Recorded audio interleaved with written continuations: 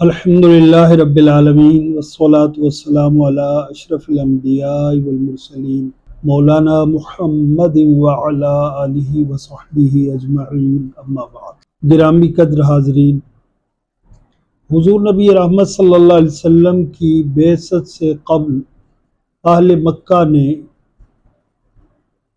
काबतुल्लाह की तामीर नौ की। अपने अपने हिस्से के काम मुकम्मल करने के बाद नौबत जब हजर अस्वद की तनसीब की आई तो तनाज़ा खड़ा हो गया कि ये शरफ़ कौन सा कबीला हासिल करे। हर कबीला ये चाहता था कि ये शरफ़ उसे मिले। बढ़ते बढ़ते बात बहुत आगे बढ़ गई और तलवारें नियामों से बाहर आ गई। इसी दौरान एक दाना ने एक तजवीज़ पेश की कि कल जो अल सुबह हरम में दाखिल हो उसे हकम बना लिया जाए, फैसल बना लिया जाए, जिस तरह वो कहे वैसे इस मसले को हल कर लिए।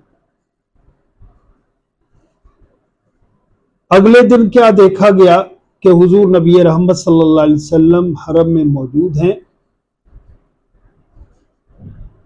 आका अलैहिस्सलाम को देखते ही उन लोगों ने कहा कि बिल्कुल यही शख्सियत और यही हस्ती हैं जो सही फैसला कर सकती हैं, चुनाचे आप जो फैसला करें हमें मंजूर।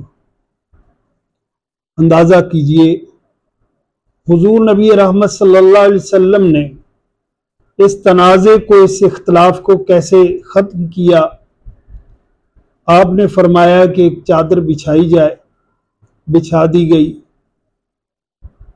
हजर अस्वद को अपने मुबारक हाथों से उठाकर उस चादर पर रख दिया और फिर कबाइल के अमायदीन से कहा कि चादर के मुख्तलिफ पल्लू और मुख्तलिफ किनारे थाम लें। अमायदीन ने थामे, चुनाचे वो जहां नस्ब करना था वहां पर पहुंचाया गया।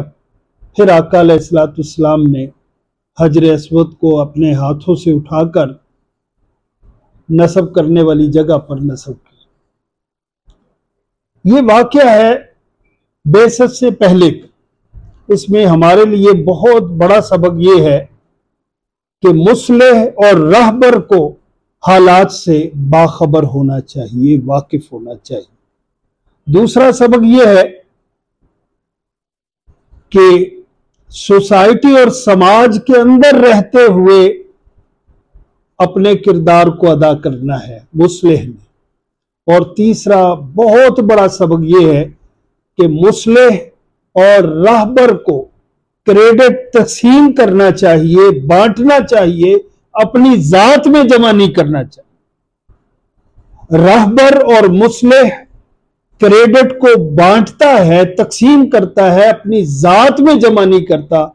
अल्लाह ताला इस वाक़े के हवाले से ज़िमन में जो भी हमारे लिए हिदायत हैं और नसीहतें हैं, हमें उन नसीहतों पर अमल करने की तौफीक दे और उनसे हकीकी आगाही नसीब फरमाए।